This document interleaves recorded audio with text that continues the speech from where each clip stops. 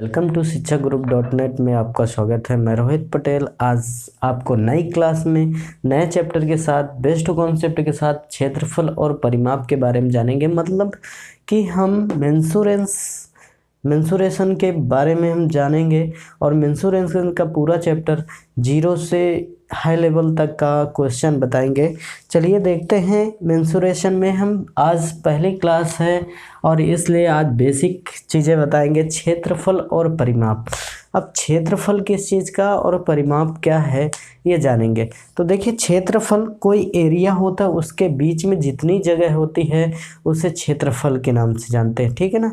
तो जैसे हमने कह दिया कोई खेत है, खेत में जितना एरिया, जितना आपका घास खड़ा हुआ है या जितना हम कहें कि आप जैसे हम कहें ये खेत है, अब इस खेत के बीच में आपको कितना एरिया है ये पता करने के लिए क्या करना है, क्षेत्रफल का यूज करना पड़ेगा। मतलब इसमें कितनी आप घास लगवाएंगे या हम कहें तो क्षेत्रफल के हिसाब से ही घास लगेगी, या टाइल्स लगवाएंगे तो क्षेत्रफल के हिसाब से, ठीक ना। तो एरिया उसे ही कहते हैं, एक तरह से क्षेत्रफल इस प्रकार निकालना, ठीक है। तो अब क्षेत्रफल किसी बंद जगह के का ही निकालेंगे, किसी लाइन का तो क्षेत्रफल निकलेगा नहीं। तो कोई एरिया मतलब कोई क्षेत्र होगा जब कोई जगह इस प्रकार से होगी या इस प्रकार से है या अनेक प्रकार से कोई भी कंडीशन बन सकती है, तो इन सब चीज़ों का क्षेत्रफल निकल सकता है। जब किन्हीं तो हम कहें दो भुजाओं से कभी एक बंद एरिया नहीं आ सकता है, तो मैक्सिमम जो एरिया बंद होगा वो कितनी भुजाओं से आ सकता है, 3 भुजाओं से मैक्सिमम। मतलब इसका मतलब क्षेत्रफल आप 3 लाइनें हो, 4 हो, 5 हो, 6 हो, 7 हो, 8 हो, उनका क्षेत्रफल, कभी 2 लाइनों का क्षेत्रफल आप निकाल ही नहीं पाएंगे, ठीक है, बंद ही नहीं होगा। तो मैक्सिमम 3 लाइनें से बना एरिया या जो भी जगह होगी उसी का क्षेत्रफल निकाला जा सकता है, ठीक है ना। इतना जान गए। तो देखिए, अब 3 लाइनों से बात करें, 3 रेखाओं से घिरी हुई आकृति की बात करें तो शुरुआत करते हैं 3 लाइनों से, फिर 5 लाइनों में जाएंगे, 4 लाइनों में जाएंगे, ठीक इस प्रकार। तो 3 लाइनों से या 3 रेखाओं से घिरी आकृति को हम क्या बोलते हैं, त्रिभुज बोलते हैं। अब त्रिभुज क्या है, 3 रेखाओं से घिरी आकृति क्या कहलाएगी, त्रिभुज कहलाएगी। 3 से हमें कम की ज़रूरत ही नहीं है, क्योंकि 3 से कम रेखाओं से घिरी आकृति बनी नहीं सकती है, तो इसीलिए हम त्रिभुज के बारे में जानेंगे। अब त्रिभुज जान गए कि त्रिभुज क्या है, तो 3 लाइनों से घिरी आकृति को त्रिभुज कहते हैं, ठीक। अब त्रिभुज 2 प्रकार के होते हैं, कितने, 2 प्रकार के त्रिभुज। अब 2 प्रकार में से बढ़ जाता है, एक होता है कोणों के आधार पर,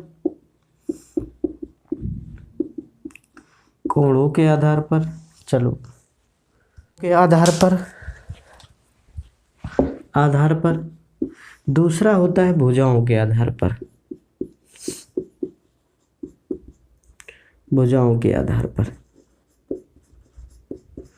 अब कोणों के आधार पर भी 3 त्रिभुज हो जाते हैं और भुजाओं के आधार पर भी कितने, 3 त्रिभुज हो जाते हैं।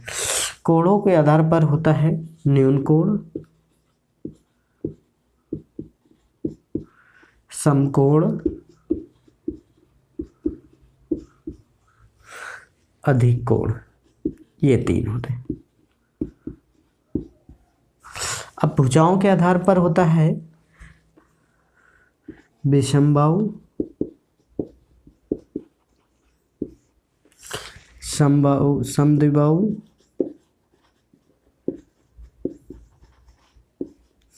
और समबाहु। ये हमारे 6 कोण। हम बात करें त्रिभुज कितने प्रकार के होते हैं, तो त्रिभुज 2 प्रकार के होते हैं, उनमें से दोनों प्रकार में कोण के आधार पर और भुजाओं के आधार पर। तो कोण के आधार पर जो होते हैं वो न्यून कोण, समकोण, अधिक कोण, और भुजाओं के आधार पर कौन से होते हैं, विषमबाहु, समबाहु और समद्विबाहु त्रिभुज। मतलब हम बात करें कि कोण टोटल कितने प्रकार के त्रिभुज होते हैं, तो 6 प्रकार के होते हैं, 1 2 3 4 5 6, ये 6 प्रकार के त्रिभुज होते हैं, जान गए। अब देखिए इनके बारे में जानेंगे, ठीक है ना। अब आगे बढ़ते हैं दोस्तों, देखेंगे आगे हम देखते हैं, अब हम देख लेते हैं भुजाओं के आधार पर अभी जो कोण बढ़े, भुजाओं के आधार पर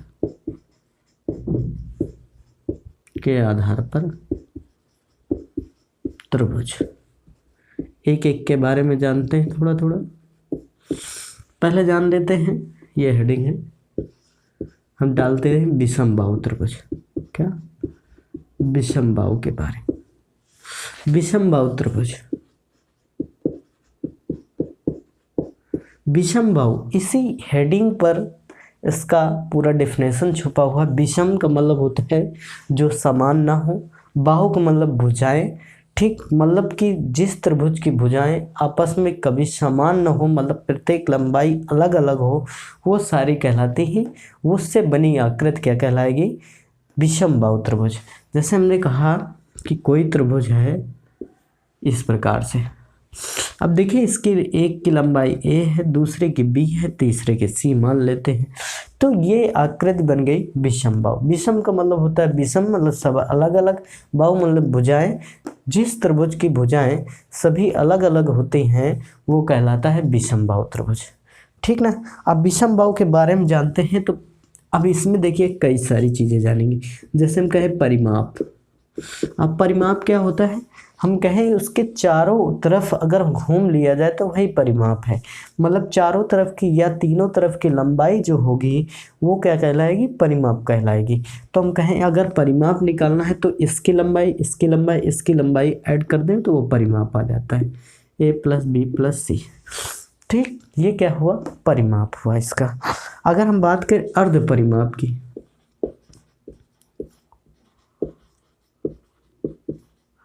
अर्ध परिमाप, तो a + b + c बटा 2, इसे ही s के नाम से हम जानेंगे। कहीं पर s लिखा मिल जाए विषमबाहु में तो उसका मतलब होता है अर्ध परिमाप। अर्ध परिमाप का मतलब है कि पूरे परिमाप का आधा, ठीक ना।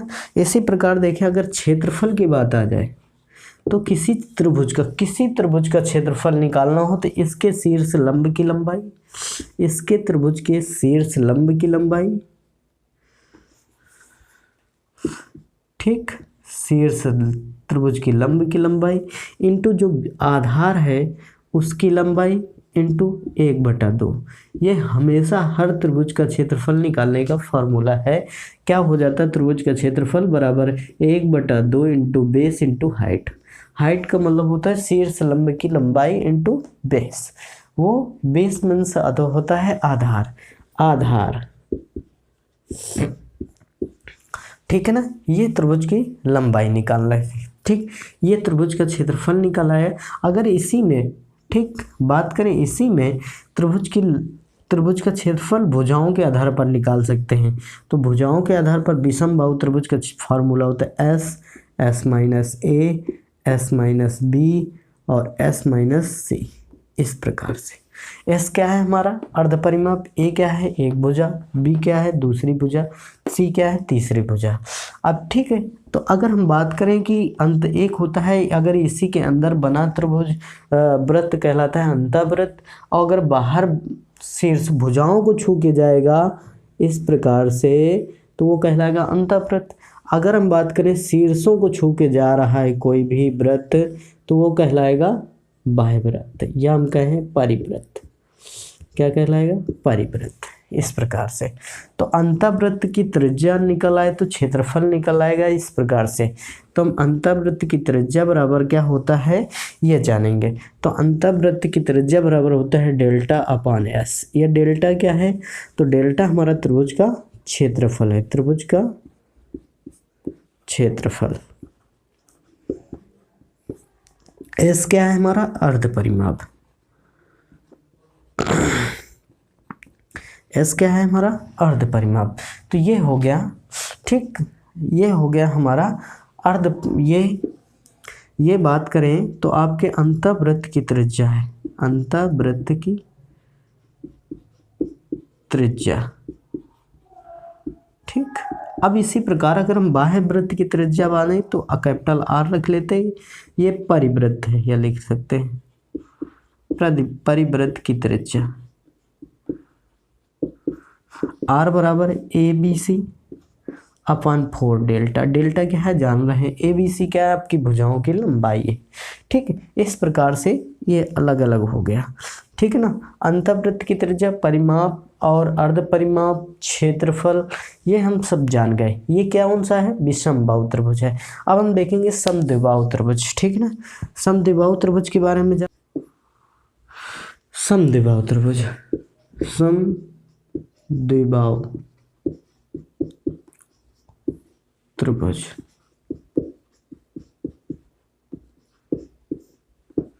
अब समबाहु त्रिभुज के बारे में, समद्विबाहु मतलब सम मीन समान, द्वि का मतलब होता है दो, बाहु का मतलब होता है भुजाएं। ठीक, इसका मतलब है जिस त्रिभुज की दो भुजाएं समान होंगी वो क्या कहलाएगा, समद्विबाहु त्रिभुज कहलाएगा। ठीक है ना। तो अब समद्विबाहु त्रिभुज बना लेते हैं। ये लीजिए समद्विबाहु त्रिभुज, दो भुजाएं हमने सेम बना ली, ये बी।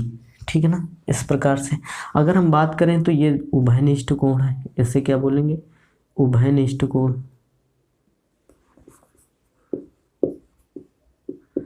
उभयनिष्ठ कोण, जब दो समान भुजाओं के बीच बना कोण क्या कहलाता है, उभयनिष्ठ कोण कहलाता है। ठीक है ना। इतनी बात जान गए। अगर इससे हम इससे शीर्ष लंब डालें तो ये जब दो समान भुजाओं के उभयनिष्ठ कोण से शीर्ष डाला गया लंब भुजा को समद्विभाजित कर देता है। क्या कहते कर देता है, समद्विभाजित। मतलब समान द्विभाजित का मतलब होता है दो भागों में बांट लेना। तो मतलब ये b है तो ये b/2 हो जाएगा और ये भी b/2 हो जाएगा। अगर हम बात करें शीर्ष लंब क्या होगा, h होगा।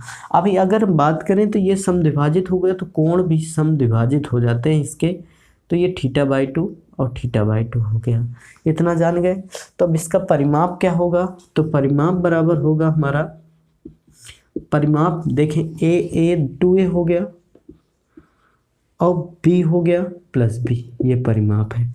अगर हम क्षेत्रफल की बात करें तो क्षेत्रफल एक तो आपको पता है कि half into h into base, ये आपने पढ़ रखा है। दूसरा ये भुजाओं के आधार पर होगा अगर कोण दिया हो। दूसरा इसी भुजाओं के आधार पर होता है क्षेत्रफल बराबर क्या होता है, b/4 √4a² माइनस b²। ये भी इसका फार्मूला होता है त्रिभुज का।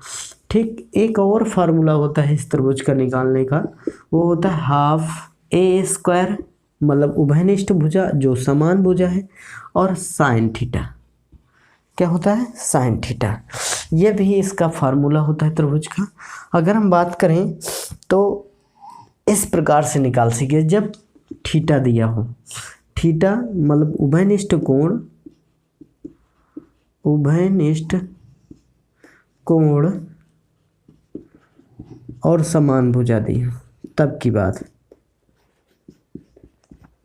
तब ये फार्मूला भुजाएं। और ये जब भुजाएं दी हो, जब भुजाएं दी हो, दी गई हो, और ये जब ऊंचाई दी हो, ऊंचाई दी हो, ये अलग अलग प्रकार से हम इसका क्षेत्रफल निकाल सकते हैं। ठीक है ना। तो ये समद्विबाहु त्रिभुज के बारे में था। ये दोनों कोण समद्विभाजक हो जाएंगे। ये शीर्ष लंब डाला गया लंब जिस भुजों पर डाला जाएगा उसको समद्विभाजित करेगा, तो हमने समद्विभाजित कर दिया।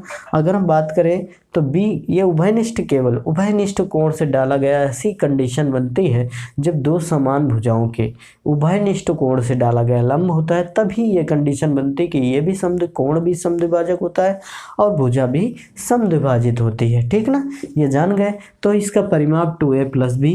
क्षेत्रफल हमें तीन प्रकार से निकालना, हमने बताया कि एक क्षेत्रफल होता है half b into h, base into height. दूसरा जब भुजाएं दी हो तो b/4 √a² माइनस b²।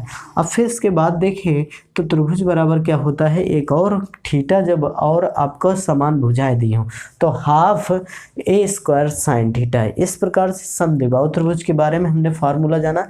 अब स्क्रीनशॉट लीजिए और देखेंगे अगले हम अब देखेंगे समबाहु। सम का मतलब जान गए होंगे, समबाहु त्रिभुज। अभी जब हम मेंसुरेशन पढ़ रहे हैं, अभी जब हम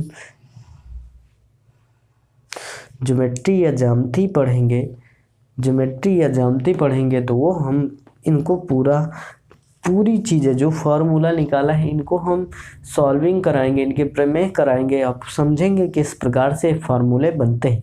अभी हमें क्षेत्रफल में केवल ओनली फार्मूलों की ज़रूरत है, इस वजह से हम केवल फार्मूले बता रहे हैं। तो समबाहु त्रिभुज, सम मीन्स समान,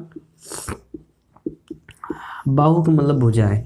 जिस त्रिभुज की भुजाएं समान होती हैं वो समबाहु त्रिभुज कहलाता है, ठीक ना, ये जान गए, समबाहु त्रिभुज कहलाता है। तो समबाहु त्रिभुज ये लोग बन गया। अब इसमें देखिए सभी उभयनिष्ठ कोण होंगे, ये याद रखेंगे, ठीक, सभी उभयनिष्ठ कोण होंगे तो किसी से लंबा आप डाल सकते हैं किसी में, ठीक ना। तो इसका क्षेत्रफल परिमाप क्या हो जाएगा, हम बात करें परिमाप 3 होगा। क्षेत्रफल क्या होता है, क्षेत्रफल होता है √3/4 a², ठीक। अगर इससे लंब डाले तो ये लंब होगा शीर्ष लंब की लंबाई बराबर क्या होता है √3/2 a, ठीक ना, यह होता है। अगर हम बात करें अंतःवृत्त की त्रिज्या बराबर क्या होता है, यह भी हमें पता होना चाहिए, अंतःवृत्त की त्रिज्या a/2√3, ठीक। परिवृत्त की त्रिज्या क्या होता है, तो परिवृत्त की त्रिज्या हमारा होता है a/√3।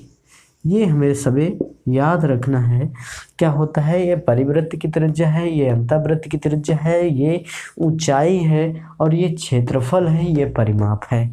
आप इस प्रकार समबाहु त्रिभुज को फार्मूले जान सकते हैं। अगर हम बात करें कि r × r, ये हो गया अंतःवृत्त की त्रिज्या परिमाप, इसमें अनुपात कितने का होता है, तो अनुपात त्रिज्या का अनुपात होगा 2:1। 2:1 का अनुपात क्यों है ऐसा हम बता देते हैं, देखेंगे। अगर हम इसकी माध्यिका खींचे तो यहाँ, इसको खींचे तो यहाँ और इसको खींचे तो यहाँ पर एक बिंदु बनेगा जहाँ पर क्रॉस कर रहे होंगे।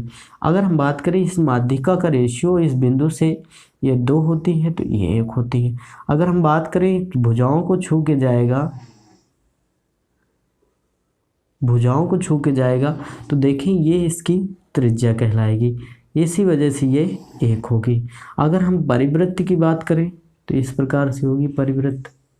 अब परिवृत्त की त्रिज्या देखें तो ये 2 होगी, इस वजह से अंतःवृत्त और परिवृत्त की त्रिज्या क्या होगी 2:1। अब क्षेत्रफल इसी में, अगर क्षेत्रफल का अनुपात हो जाएगा हमारा, अंतःवृत्त और परिवृत्त के क्षेत्रफल का अनुपात होगा हमारा 4:1, क्योंकि इसका स्क्वायर होगा इसका स्क्वायर, क्योंकि वृत्त का स्क्वायर क्या होता है πr² होता है, तो पाई दोनों में कम है हट जाएगा तो r² का मल्टीपल होगा, तो इस वजह से 4:1 का रेशियो निकल के आता है। इस प्रकार से हमारा ये समबाहु त्रिभुज सॉल्व हुआ। अब आगे हम देखेंगे भुजाओं के आधार पर जो नहीं, इसी में थोड़ा सा और जानेंगे, ठीक है ना, थोड़ा सा और। अब थोड़ा सा और जानने के लिए थोड़ा सा, अगर हम बात करें ये समबाहु त्रिभुज है, अगर इस पर कहीं पर एक बिंदु है अंतः स्थित बिंदु से अगर सभी भुजाओं में हमने लंब डाला इस प्रकार से, ठीक, तो ये P1 होगा, ये P2 होगा, ये P3 होगा, ठीक। तब भुजाओं को ज्ञात करना है। कैसे ज्ञात करेंगे, तो हम बात करें अगर हम ये लंब सभी किसी अंदर स्थित किसी बिंदु से या अंतर्गत स्थित किसी बिंदु से डाले गए लंब भुजाओं पर लंब की लंबाई P1 P2 P3 हो, तब भुजा की लंबाई या समबाहु त्रिभुज का क्षेत्रफल कुछ भी पूछ सकता है या ऊंचाई पूछ सकता है, तब की बात बताएं। तो अगर हम बात करें इस बिंदु पर और यहाँ से देखें, ठीक, और यहाँ से देखें, अब देखिए आपको 3 त्रिभुज दिख रहे होंगे, इसको जी लिखते ABC। अब AGB और AGC और BGC, इतने 3 त्रिभुज दिख रहे हैं। अगर हम बात करें तो ये अगर तीनों त्रिभुज के एरिया को जोड़ दें तो इस त्रिभुज के एरिया आ जाएगा, इस त्रिभुज का एरिया आ जाएगा ना। तो हम इस त्रिभुज का एरिया जानते हैं क्या है, 3/4 a²। अब इन तीनों को जोड़ते हैं तो हम कहें इस त्रिभुज के बारे में बात करें, इस त्रिभुज के, तो ये a है और ये भी a है और ये भी है।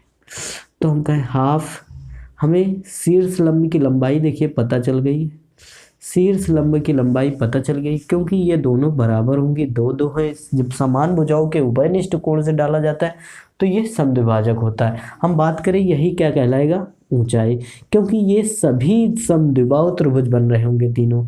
तो हम कहें h कितना है हमारा, P1 P2 कुछ भी हो सकता है, P2 इंटू बेस कितना है a, अब plus 1/2 P1 into a plus 1/2 P3a। इस प्रकार से अगर हम बात करें एक कॉमन हो गया ये, अब ये बचेगा P1 plus P2 plus P3, इस प्रकार बचा। अब ये निकल आया त्रिभुज का क्षेत्रफल a²। अब देखिए a से a कट गया, 2 से 2 कट गया। अगर हम बात करें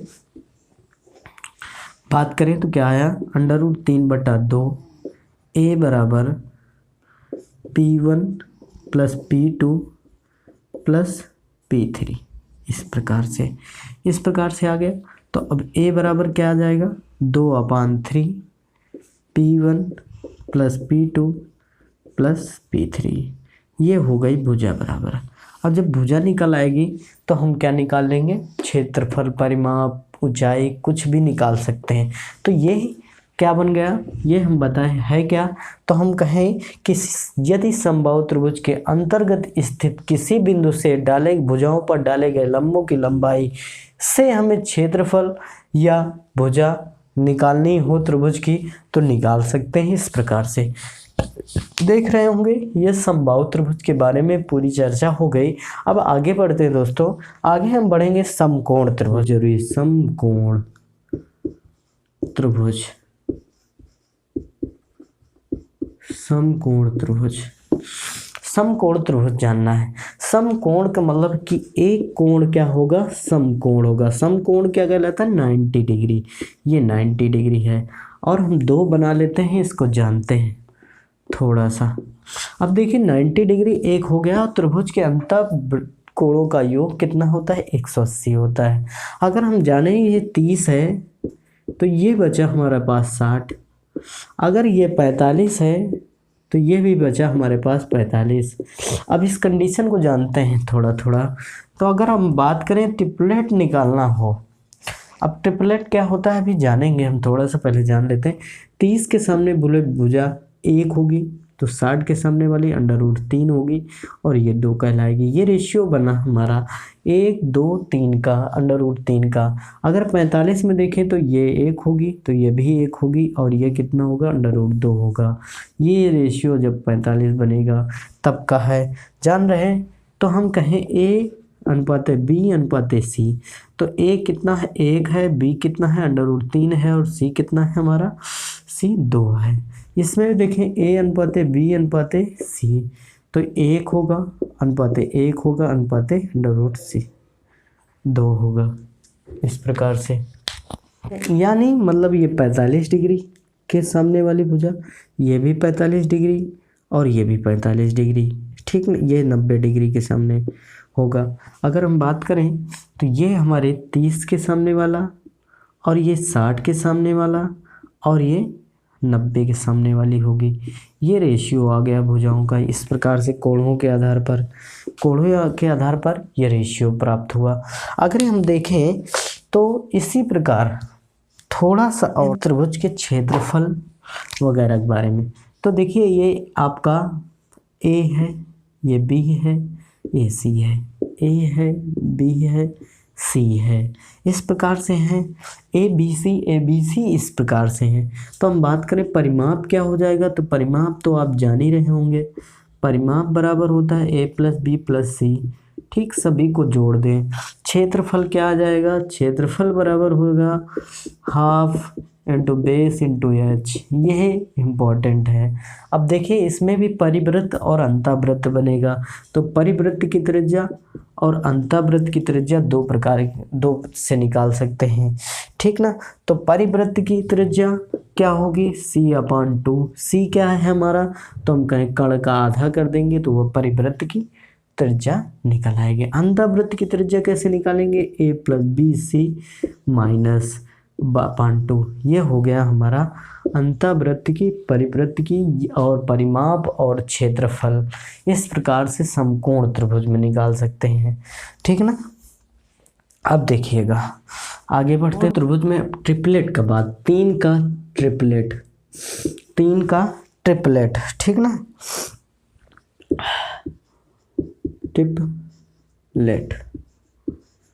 ट्रिपलेट देखते हैं तो किस प्रकार से ट्रिपलेट निकालते हैं। 2 प्रकार का ट्रिपलेट होगा, एक जब सम का ट्रिपलेट,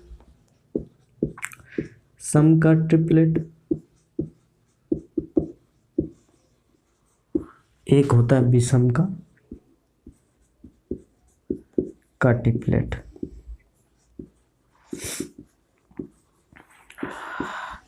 इस प्रकार से देखें तो जब किसी विषम का देखते हैं, कोई 3 दिया हो, मान लीजिए 3 दिया है, तो अब ये दोनों भुजाएं निकालना है, तो 3 का ट्रिपलेट देखते हैं। विषम का ट्रिपलेट होता है मतलब 3। अब 3 विषम है, विषम का ट्रिपलेट कैसे निकालते हैं, तो 3 अब लिखेंगे 3 का स्क्वायर बटा 2 करेंगे। अब देखिए 9/2 आया, इसका आधा हुआ तो 4.5। अब 4.5 में हम क्या करेंगे, +0.5 जोड़ेंगे और -1 में 0.5 घटाएंगे, तो इसको घटाएंगे तो कितना 4 प्राप्त होगा और ये 5 प्राप्त होगा, ठीक। तो हमें पता है कि ये सबसे बड़ी भुजा होती तो ये 5 हो जाएगी और अगली 4 हो जाएगी। इसी प्रकार अगर हम 5 का देखें तो 5 का देख लीजिए, तो 5 का स्क्वायर/2, ठीक। तो 5 का स्क्वायर 25 होता है, 25/2 तो कितना आएगा, 12.5 आ जाएगा। अब 12.5 में हम क्या करेंगे, 1 में 0.5 जोड़ेंगे और 1 में -0.5 घटाएंगे, ठीक। तो हम कहेंगे ये कितना आ जाएगा दोस्तों, तो ये हो जाएगा 13 और ये हो जाएगा 12, तो 5 12 13 बन जाएगी। फिर से एक भुजा, तो मतलब अगर ये 5 है तो ये 12 होगी, तो ये 13 होगी, ठीक। इसी प्रकार आप निकाल सकते हैं। 7 का भी निकाल लीजिए, तो 7 का ट्रिपलेट निकालेंगे तो 7 × 7 = 49/2 होगा। इस प्रकार से होगा ना 49/2, तो हम 49 का आधा करेंगे तो कितना आएगा, तो हम कहें 49 का आधा करिए तो 2 दूनी 4, 2 चौको 8, 44.5 होगा, 44.5। अब इसमें 0.5 जोड़ना है और 1 में 0.5 घटाना है। अब जोड़ेंगे जिसमें तो वो हो जाएगा 45 और जिसमें घटाएंगे वो 44, तो मतलब 7 44 45 होगा। इस प्रकार 7 24 25, अरे 44 कैसे लिख दिया, 49.24.5 तो 24 1 25 हो जाएगा और ये 24 हो जाएगा। 7 24 25 का ट्रिपलेट प्राप्त होगा। इसी प्रकार सम में देख लेते हैं, सम का ट्रिपलेट कैसे निकालते हैं। तो सम का ट्रिपलेट हमने निकाला है, देखिएगा जैसे मान लीजिए सम का ट्रिपलेट निकालना है। अब सम का ट्रिपलेट निकालना है मतलब कोई भुजा मान लीजिए 6 है, ये सम दिख रही है ना, तो 6, अब इसका स्क्वायर करेंगे अपान 4 से डिवाइड करेंगे, 6 36 हुआ, 36/4 हुआ। अब 36 9 चौको 36, तो ठीक आया 9। अब इसमें क्या करेंगे, 1 में 1 जोड़ेंगे, 1 में 1 घटाएंगे, तो ये 10 हुआ और घटा देंगे तो 8 9 8 10 या 8 9 10 इस प्रकार से बन सकता है, ठीक ना। 8 9 10 इस प्रकार से बन सकता है। इस प्रकार से आप ट्रिपलेट निकाल सकते हैं। मतलब कि अगर हम बात करें इसमें सम वाली कंडीशन में क्या होगा और विषम वाली कंडीशन की अलग अलग कंडीशन है, ये जान रहे हैं आप, ठीक। तो ट्रिपलेट का ये सच है, इस प्रकार से आप ट्रिपलेट निकाल सकते हैं, ठीक ना दोस्तों।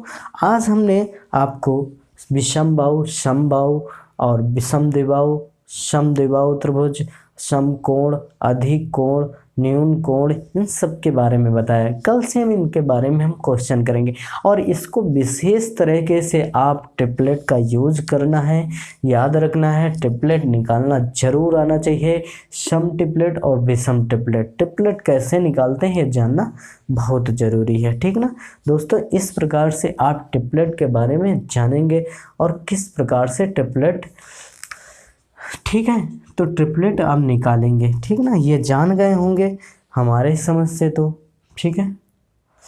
तो अब आगे हम कल फिर मिलेंगे और इसी क्लास के साथ इसी में आगे हम जानेंगे, ठीक दोस्तों।